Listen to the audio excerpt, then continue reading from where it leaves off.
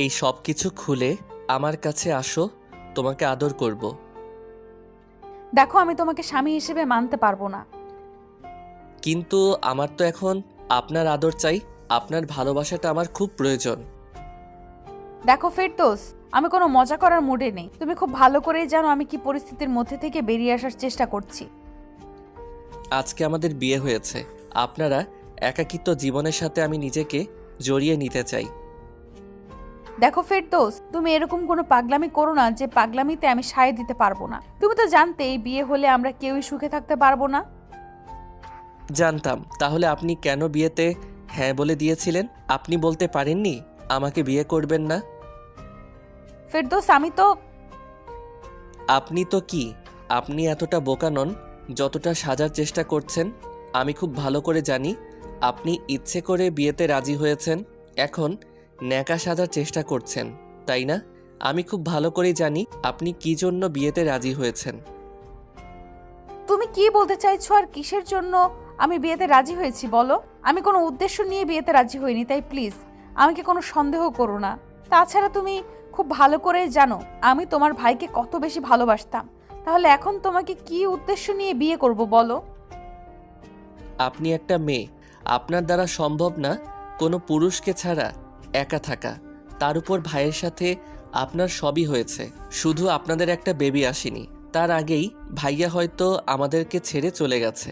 আর আপনি যে কিসের জন্য আমাকে বিয়ে করছেন আমার সেটা খুব ভালো করে জানা আছে। আচ্ছা, আপনি কি একটাবার ভাবতে পারলেন না যে আমাদের বিয়ে হলে আমরা হ্যাপি থাকতে পারবো কি না?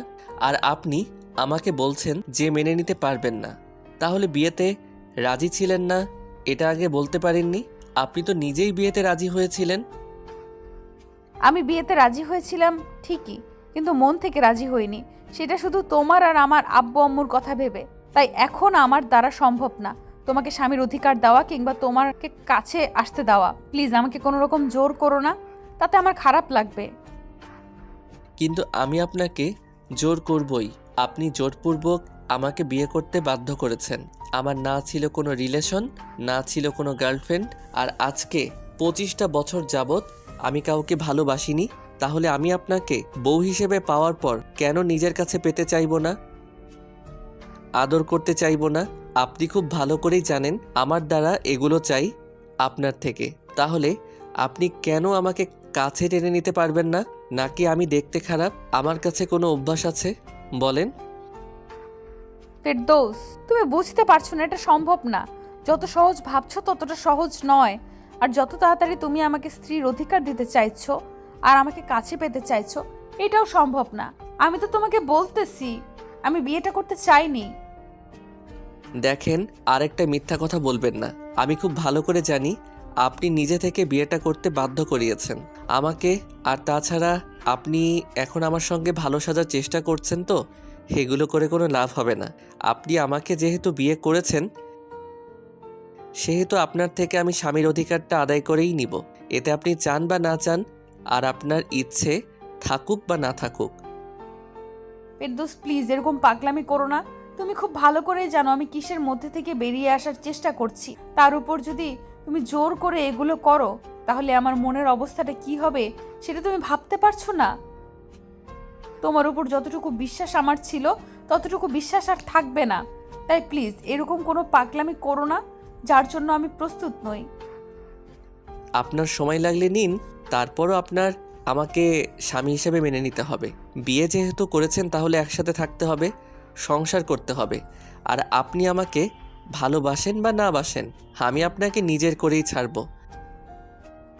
আপনার জন্য আমাকে বিয়েটা করতে হয়েছে, না হলে নিজের ভাবিকে কেউ বিয়ে করতে চাইবে না। তুমি কি বলছো এইসব? সময় লাগলে নিবো মানে? আমি তো বলতেছি আমি বিয়েতে রাজি ছিলাম না, তাহলে তোমাকে স্বামী হিসেবে কি করে মানবো?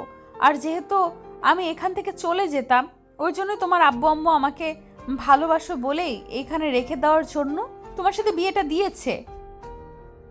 তাহলে আমি কেন এখান থেকে চলে যাব বলো? ওই জন্য আমাকে বিয়েটা করেছেন, তাই তো? আমি খুব ভালো করেই বুঝতে পারছি। দেখেন, এসব বলে কোনো লাভ হবে না। বিয়েটা যেহেতু করেছেন আমাকে স্বামী হিসেবে মানতেই হবে, আর অধিকারটাও দিতে হবে। এতে আপনার ইচ্ছা থাকবে না, থাক। আপনাকে আমি বারবার বলে দিচ্ছি, আপনি আমাকে চাইলেও আটকাতে পারবেন না। তুমি কি সব বলতেছো? কেন আটকাতে পারবো না? আর তুমি কি আমার সাথে জোর করে সবটা করবে নাকি? আমি জানি তুমি এমনটা করবে না, কারণ তুমি অনেক ভালো একটা ছেলে। প্লিজ আমার সাথে এরকম কিছু করো না। দরকার পড়লে আমি জোর করেই সবটা করব, আর আপনি আমাকে শক্তির সাথে পেরে উঠবেন না। আপনাকে আমি বলছি, কারণ আমি আপনাকে কাছে পেতে চাই। আপনি যেহেতু আমাকে বিয়ে করতে বাধ্য করেছেন, তাহলে তো আমি আমার বউকে আদর করবই। তাতে আপনি যতই আমাকে বাধা দেওয়ার চেষ্টা করেন, তাতে আমার কিছু যায় আসে না। আর আপনি বাধা দিতে চাইলেই কি আমাকে বাধা দিয়ে আটকে রাখতে পারবেন নাকি? প্লিজ এমন কোনো পাগলামি করো না যার জন্য তোমার উপর থেকে আমার পুরো বিশ্বাসটা ভেঙে যায়। আপনার উপর আমার অনেক বিশ্বাস ছিল, তাহলে আপনি কেন এরকম পাগলামি করলেন? আর আপনি তো জানতেন আমি আপনাকে বিয়ে করব না, তারপর আপনার জন্য আমাকে বিয়েটা করতে হয়েছে। কেন এরকম করে আমাকে একটা ট্র্যাপে ফেললেন বলেন? আজব তো, আমি আবার কি বিশ্বাস ভাঙলাম? তাছাড়া আমি কি কোনো বাজে কাজ করেছি বলো? বিয়েটা তোমার আব্বু আম্মুর কারণেই করতে হয়েছে। আমি কি বলেছিলাম নাকি আমি তোকে বিয়ে করব? ওরাই তোমাকে জোর করে রাজি করিয়েছে। আর তুমি ট্র্যাপ কাকে বলছো? না তুমি অন্য কাউকে ভালোবাসো, না আমার অন্য কারোর সাথে অ্যাফেয়ার আছে, তাহলে বিয়েটা কেন করব না? আর আমি তোমাকে যতটা চিনি, তুমি আমাকে যতটা জানো, ততটা অন্য কেউ কি আমাকে জানতো, চিনতো বলো? তাহলে শেষ পর্যন্ত স্বীকার করে নিলেন আপনি ইচ্ছা করে বিয়েটা করেছেন, তাই তো? আর চেনার জানার ব্যাপারটা আসছে কি করে? যেহেতু ভাইয়া নেই, আর ভাইয়ার জায়গাটা আপনি আমাকে দিতে চাইছেন, তাই তো? আপনি ভাবলেন কি করে? দুদিন আগেও আমি আপনাকে ভাবি বলে ডেকেছি, তাহলে আজকে ভাবির জায়গায় বিয়েটা করলে আপনাকে বউয়ের অধিকারটা দিব কি করে? একটাবার ভাবলেন না আপনার দেবরের সাথে বিয়ে করলে মানুষ কি বলবে? ফেরদৌসের কথাতে রিতা মাথাটা নিচু করে নিল আর চোখের জল ফেলতে লাগলো। ওই বা কি করবে? আব্বু আম্মু আর ফেরদৌসের পরিবারের কথা ফেলতে না পেরে বিয়েটা করতে বাধ্য হয়েছে। আপনারা কি ভাবছেন এখানে কি হচ্ছে, তাই তো? গত 6 মাসের আগে ফেরদৌসের ভাই একটা রোড অ্যাক্সিডেন্টে মারা গেছে, আর তাতে ওদের পুরো পরিবারটা ভেঙে পড়ে।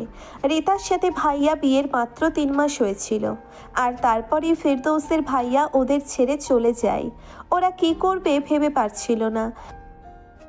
লোকে নানান কথা বলতো, কারণ একটা বিবাহিত মেয়ে কিনা এভাবে স্বামী ছাড়া তার শ্বশুর বাড়িতে থাকবে, এইটা সমাজের লোক মেনে নিচ্ছিল না, তাই বাজে কথা বলতো। তাই রিতা বাসায় চলে গিয়েছিল, আর তাতে ফেরদৌসের আব্বু আম্মু আরও ভেঙে পড়েছিল। আম্মু অসুস্থ হয়ে পড়েছিল, কান্নাকাটি করত আর বলতো রিতাকে ফিরে আসার জন্যে। আর আব্বু আম্মুর কোনো মেয়ে নেই বলে ওরা রিতাকে অনেক বেশি ভালোবাসতো। রিতা আব্বু আম্মু বলে পুরো পাগল করে রাখতো বাড়িটাকে। আর সেই মেয়েটা যদি চলে যায় তাহলে কেই বা ভালো থাকতে পারবে? তারপর ফেরদৌস গিয়ে রিতাকে ফিরিয়ে আনার চেষ্টা করলে রিতা ওকে বলেছিল, তুমি যে অধিকার আমাকে নিয়ে যেতে চাইছো, সেই অধিকারটা আমি অনেক আগেই হারিয়ে ফেলেছি। তাই আমার পক্ষে ওই বাসায় ফিরে যাওয়া সম্ভব না। তাছাড়া ওইখানে গেলে লোকে বাজে কথা বলবে, তাই আমি আর ওইখানে ফিরে যেতে পারবো না। দেখেন ভাবি, অধিকারের কথা যদি আসে, এখন তো আপনি আমার আব্বু আম্মুর মেয়ের মতো। তাছাড়া ওরা আপনার জন্য কান্নাকাটি করছে, এমনকি আম্মু অসুস্থ হয়ে পর্যন্ত পড়েছে। আপনি কি একটাবার দেখতে অন্তত যাবেন না? আর লোকে কি বলল সে কথা ধরে বসে থাকলে কি মানুষের ভালো হয় বলেন? লোকের কাজই হচ্ছে কথা বলা। তাহলে আপনি কেন যেতে পারবেন না? আপনি কি এতটাই বেশি অহংকারী হয়ে গেছেন, আর এতটাই বেশি আমাদের পর করে দিয়েছেন, যার জন্য আমাদের বাসায় আপনি যাবেন না? তোমার কাছে বিষয়টা সহজ মনে হলেও আমার কাছে অনেক কঠিন, অনেক বেশি কঠিন। আমি একটা মেয়ে, আমার মনের অবস্থা তুমি বুঝতে পারবে না। 6টা মাস হয়নি আমি তোমার ভাইকে হারিয়েছি, তার উপর মানুষ এরকম ভাবে এইসব উল্টাপাল্টা কথা বলতে শুরু করেছে। এখন যদি বারবার ওই বাড়িতে যাওয়া আসা করি, তাহলে সবাই আমাকে আরো বাজে বলবে। তোমার আম্মু অসুস্থ, আমি সেটা নিয়ে গিয়ে দেখে আসব, তারপরও আমি ওই বাসাতে থাকতে পারবো না। ও, এখন ওইটা শুধু আমার আম্মু হয়ে গেল, তাই না? আপনার কিছুই না? এত স্বার্থপর আপনি হতে পারলেন? আসলে কি বলেন তো, আমি জানতাম না ভাইয়া চলে গেলে সব কিছু এমন করে পাল্টে যাবে, আর আপনি ভাইয়ার সাথে সাথে আমাদেরও ভুলে যাবেন। ফেরদৌস, তুমি বুঝতে পারতেছো না, তুমি যেটা চাও সেটা সম্ভব না, তাহলে কেন এরকম পাগলামি করতেছো? তোমাকে তো আমি বলতেছি যে এইগুলো সম্ভব না, তারপরও তুমি এইগুলো বলে আমাকে বারবার ইমোশনাল ব্ল্যাকমেল করতেছো। বুঝতে পেরেছি, আমি আপনার ভাই না তো আপনার যদি আপন ভাই হতাম তাহলে তো আপনি আমার কথাটা ফেলতে পারতেন না, তাই না? আচ্ছা ঠিক আছে, আপনাকে আমার কথা রাখতে হবে না, কিন্তু ওই মানুষগুলোর আপনাকে বড্ড বেশি ভালোবাসে, তারপর আপনার জন্য কষ্ট পাচ্ছে। যদি ওদের কিছু হয়ে যায় তার জন্য আপনি নিজেকে ক্ষমা করতে পারবেন? আপনাকে একটাবার আম্মু শুধু দেখতে চাইছে, আপনি কি সেটাও যাবেন না? ফেরদৌসের পাশে রিতার আব্বু আম্মু দাঁড়িয়েছিল। ওরা কোনো কথা বলছিল না, তাই ফেরদৌস হতাশ হয়ে বাসা থেকে চলে গেলে তখন রিতার আব্বু আম্মু ওকে অনেক বকাঝকা করলো, কারণ ওই মানুষগুলো ওকে অনেক বেশি ভালো। তারপর দিন রিতা আম্মুর সাথে ওদের বাসায় চলে যায়, আর তারপর গিয়ে ফেরদৌসের আব্বু আম্মুর সাথে দেখা করলে আম্মু অনেক কান্নাকাটি করলো আর ওকে বলল, মামুনি রে, তুই আমাদের ছেড়ে যাস না, তোকে আমি আমার মেয়ের জায়গাটা দিয়েছি, আর তুই যদি মায়ের এই কষ্টটুকু বুঝতে না পারিস তাহলে তুই কেমন মেয়ে হলি বল? আমি তো বলতেছি যে যাই বলুক আমরা তো তোকে ভালোবাসি, তাই না বল? তাহলে তুই কেন এরকম করে আমাদের ছেড়ে চলে যাচ্ছিস? আম্মুর কথাতে রিতা সেদিন কান্না করে দিয়েছিল। ওদের এরকম কান্নাকাটি দেখে ফেরদৌস কান্না করছিল, যেটা দেখে রিতা অবাক হয়েছিল। তখন রিতার আব্বু অনেক ভেবেচিন্তে সবার সামনে বলে দিয়েছিল, সব সমস্যার সমাধান আমি করে দিতে পারি, কিন্তু সবাইকে সব মেনে নিতে হবে। আর যদি এটা মানতে পারেন তাহলে আমার মেয়েটাকে কখনো এখান থেকে নিয়ে যেতে হবে না।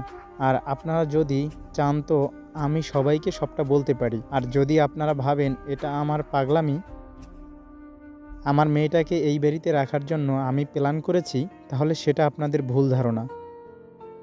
ভাই সাহেব, আপনি বলুন কি করতে হবে। আপনার মেয়েটাকে আমরা এখানে রাজরানীর মতন করে রেখে দিব, তারপরও ওকে এখান থেকে যেতে দিব না।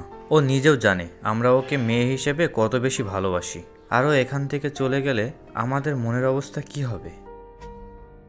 আমি বলছিলাম কি, যেহেতু আপনার বড় ছেলে এখন আর নাই, আমার মেয়েই বা এই অবস্থাতেই বাসাতে কতদিন বা থাকবে। আর আমি যদি ওকে বাসাতে নিয়ে যাই, একটা না একটা সময় তো বিয়ে দিতেই হবে। তাই বলছিলাম কি, আপনাদের তো আর একটা ছেলে আছে, যদি আপনারা চান তো ওর সাথে আমার মেয়েটার বিয়ে দিতে পারি, আর তাতে আমার মেয়েটা এখানে থাকতে পারবে, আর আপনারাও আপনাদের মেয়েকে হারাবেন না। এখন আপনারা কি বলেন? আব্বুর এমন কথাতে রিতা আর ফেরদৌস সেদিন হতভম্ব হয়ে গিয়েছিল। ওরা দুজনে রিয়্যাক্ট করেছিল। তারপর ফেরদৌসের আব্বু আম্মু সবাই এই বিষয়টাতে রাজি হয়ে গেছিল। তারপর ওরা জোরপূর্বক দুজনকে রাজি করানোর চেষ্টা করে। তখনই কেউ যখন রাজি হচ্ছিল না, তখন ফেরদৌসের আব্বু ওর পায়ে ধরতে গেলে তখন ফেরদৌস কোনো উপায় না পেয়ে রাজি হয়ে যায়, কিন্তু রিতা রাজি হচ্ছিল না। তখন রিতার আব্বু আম্মু ওকে রাজি করানোর দায়িত্ব নিলে ওরা রিতাকে নিয়ে বাসায় যায়। তারপর কয়েকটা দিন ওকে বোঝায়, ওর আত্মীয় স্বজন এমনকি ফ্রেন্ডগুলো এসে পর্যন্ত বোঝায়। সবশেষে রিতা বুঝতে পারে যে বিয়েটা করলে হয়তো হ্যাপি থাকতে পারবে। তাছাড়া ফেরদৌস ভালো একটা ছেলে, রিতা ওকে যতটুকু চেনে অন্য কেউ সেটা চেনে না। তাই রিতা সিদ্ধান্ত নিয়েছিল ওকেই বিয়ে করবে, কিন্তু ফেরদৌস জানতো না রিতাও বিয়েতে রাজি আছে। হয়তো ফেরদৌসকে মেনে নিতে সময় লাগবে, কিন্তু তার জন্যে সেই সময়টুকু রিতা নিতে চায়। আর আজকে ওদের বিয়ে হয়েছে। বিয়ের পর ওদের মাঝে কি কথা হলো সেটা তো আপনারা জানতেই পারলেন। তো রিতা কোনো কথা বলছে না দেখে ফেরদৌসের সামনে গিয়ে ওর মুখের পাশে হাত রাখতে রিতা মায়া ভরা চোখে ওর দিকে তাকালো আর কেমন যেন ফুপিয়ে উঠতে লাগলো। তখনই ফেরদৌস ওর চোখের পানিগুলো মুছে দিয়ে ওর কপালে চুমু দিয়ে বলতে লাগলো, প্রথমে আমিও মানতে চাইছিলাম না, কিন্তু দেখলাম রাগ অভিমান করে থেকে লাভ কি। আর আপনি মেয়ে হিসেবে খারাপ না, আগে আমার ভাবি ছিলেন, কিন্তু এখন আমার বউ। আমারও হয়তো আপনাকে মেনে নিতে সময় লাগবে। আমি বুঝতে পারছি আপনি কী জন্য আমাকে বিয়েটা করেছেন। আপনি আমাকে বিয়ের আগে থেকেই পছন্দ করতেন, কিন্তু সেটা বলতে পারিনি। আমি এটা আপনার একটা বান্ধবীর মাধ্যমে জানতে পেরেছি। তার আগেই ভাইয়ার সাথে আপনার বিয়েটা ঠিক হয়ে যায়, আর ওই জন্য তারপর আপনি ভালোবাসার চেষ্টা করেছিলেন, হয়তো বাসতে পেরেছিলেন, ওই জন্য এখন আমাকে বিয়ে করতে চাইছিলেন না। আব্বু আম্মুর জড়াজড়িতে বিয়েটা করেছেন আর নিজের ইচ্ছাতেই করেছেন। কেন করেছেন তাহলে বিয়েটা? আর আমাকেই বা এখন আমাকে দূরে সরিয়ে দিতে চাইছেন কেন? সবই যখন জানো তাহলে আমাকে একটু সময় দিতে পারবে না? আমি তোমার কাছ থেকে একটু সময় নিতে চাই আমাকে মেনে নেওয়ার জন্য। একটু সময় দেবে না? সবই হবে, কিন্তু তার জন্য আপনি তো আমাকে একটু জড়িয়ে ধরতে পারেন। তাছাড়া আমাকে তো স্বামী হিসেবে মানতে পারেন, তাই না? আমি আপনাকে কোনো বিষয়ে জোর করব না। ফেরদৌসের কথাতে রিতা অনেকটাই আশ্বস্ত হয়ে ওকে জড়িয়ে ধরল। তখন ফেরদৌসও ওকে আলতো করে জড়িয়ে ধরে বলতে লাগলো, ভালোবাসি আমার ভাবি বউকে। ফাজিল বর, একদম দুষ্টুমি করবে না। আর ভাবি মানে এখন থেকে তোমার বউ। আমাদের ভিডিওটি কেমন লেগেছে তা কমেন্ট করে জানাতে ভুলবেন না। আর ভিডিওটি যদি ভালো লেগে থাকে তাহলে একটি লাইক করুন আর আমাদের চ্যানেলটি সাবস্ক্রাইব করে পাশেই থাকুন। ধন্যবাদ সবাইকে আমাদের পাশে থাকার জন্যে। আল্লাহ হাফেজ। হে গাইস, কি অবস্থা সবার? আশা করি সবাই ভালো আছেন। আজকের ভিডিওটি কেমন লেগেছে তা কমেন্ট করে জানাতে ভুলবেন না। আর সাবস্ক্রাইব করে আমাদের পাশে থাকবেন এবং শেয়ার করুন আপনাদের প্রিয়জনের মানুষের কাছে রোমান্টিক ভিডিও দেখার জন্য। দেখেন কত সুন্দর একটা জায়গায় আছি আর আপনাদেরকে নতুন নতুন ভিডিও উপহার দিচ্ছি। আল্লাহ হাফেজ।